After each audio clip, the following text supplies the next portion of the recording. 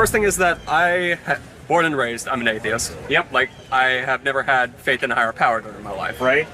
I do not have faith in the Bible as a source. What proof do you have outside of that? Good.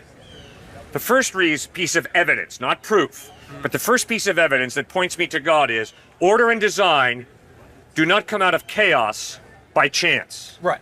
Order and design point to some type of intelligent mind. Biology student myself. Yes. I'm a firm believer in kind of principles of evolution. Good. That kind of thing. Let me just hop quickly on though. Yeah. Where is the creative mechanism in evolution?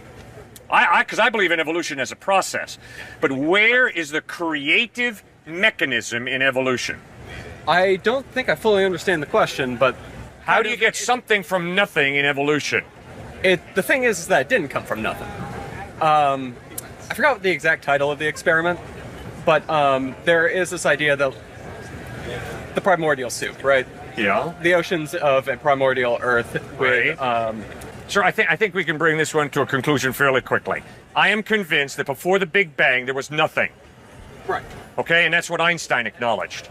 And that's why Einstein tried to beat the Big Bang mathematically. I see. And he introduced a fudge factor to try and prove that the Big Bang was not true. Because Einstein understood, if the Big Bang is true, my pantheism, which means everything is God, is wrong. There's a creator. Because everything that has a beginning has a cause. The universe has a beginning, therefore the universe has a cause, and it's far more reasonable to believe in the beginning an intelligent mind caused it than to believe nothing caused it. Right. And that's philosophically unacceptable. Bang! What caused that? Nothing. That is stupidity. Rank stupidity. Everything that has a beginning has a cause. The universe has a beginning, therefore the universe has a cause. What is the best answer to the question, who caused the universe? In that case, it would be God, right? Yeah, God is the most reasonable explanation. Then, what is our explanation for the beginning of God? Great question. It is idolatry to think God has a beginning. Because the God who has revealed himself through Jesus Christ has revealed himself as eternal. So when I begin to say, well, who created God? It means I don't understand who God has revealed himself to be. Nobody created God because God does not have a beginning. Remember, I didn't say everything has a cause. I said everything that has a beginning has a cause. God is eternal, so God does not have a cause. Does that make sense? Yeah, and in that case, that's kind of my view for, well, existence itself without a creator. Because God does not have a cause, Right. and, well, we exist, so how is it so much more to believe that existence itself does not have a cause? Because existence cannot come out of non-existence. But God can. No, God doesn't come out of anything. See, there's nothing before God that God comes out of, because God is eternal. No beginning, no end. But everything that has a beginning, like this guy and me, there's got to be a cause for him and me, because we definitely have a beginning. And we're getting a little older, so we're not going to be around a lot longer, okay? But we have a beginning, which means there's got to be a cause for this dude and for this dude. Make sense? Of course. Good. Well, I thank you for that, okay? All right, now quickly, let's just go through some other pieces of evidence of why we believe God exists. Of course. Moral absolutes. I'm convinced to the root of my being that if this guy pulls out a knife and sticks it in your body, Right. that is absolutely wrong, because this man is violating your value. Of course. Now, the only way you can have value is if someone created you. Because if nobody created you, you just happened by accident. Which means any value you have is either you gave it to yourself, or I gave it to you and some powerful people, or your culture did. Right. Right? And- But I would argue that it's still relative. The reason I'm convinced that if he sticks a knife into you, it's evil, is because you have innate value that comes from your creator, who created you for a purpose and who really loves you. Third one is moral absolutes, objective morals pointing to some type of creator. Fourth one is this: your rational mind. Does it come from the non-rational, or does it come from the rational?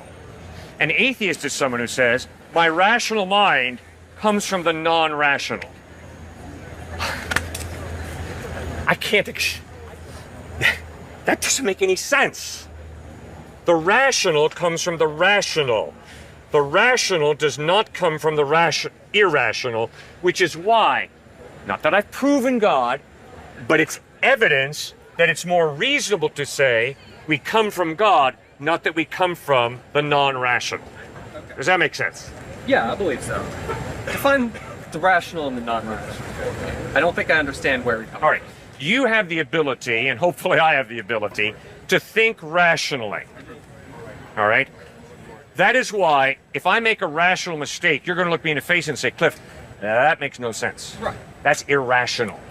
Okay, my ability to think rationally comes from rational being. It doesn't come from this. This has no ability to rationalize. Neither does that tree. Of course. But you and I do. So is it more reasonable to think that our ability to reason comes from a rational being, God, or is it more reasonable to believe that our rational talent comes from the non-rational, just from matter and energy? This is difficult for me because I just see us on different wavelengths, honestly. Like, we do believe different things, apparently. Yes, we believe different things. And You'll be next. just for these pieces of evidence, I see these coming from not a higher power, but from necessity. From necessity. Well, what does that mean?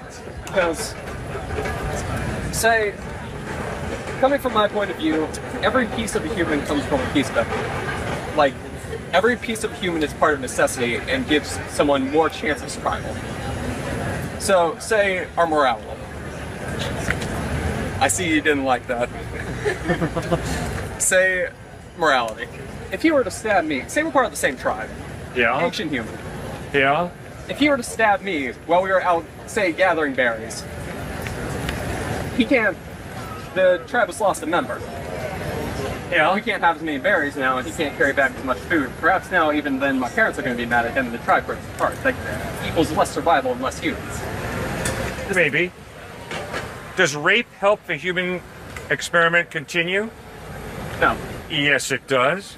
Rape can produce babies. Yes, but Survival of the fittest. Why should I not steal his backpack? If survival of the fittest is true, why should I not steal his backpack? Well, the thing is that you're part of the same tribe. So what? We're part of the same society. That doesn't benefit anybody. If you are of different tribes, that isn't necessarily immoral, at least in the human perspective. No. If what you say is true, then if I want to be part of a gang, and the gang says, in order to be part of our tribe, our gang, you got to go out and murder, does that make me going out and murder good? No, Thank you. because that's unnecessary murder of people in the same city, the same tribe. No. I want to be part of a gang, which is a tribe, a family.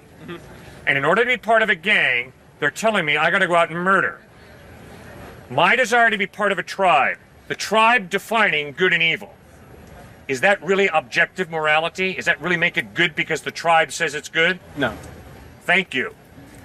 Which is why you and I need to acknowledge God exists, because God's character, which is just, defines murder as being wrong. I don't care what gang or what tribe or what nation, be it Nazi Germany or whatever, says it's good.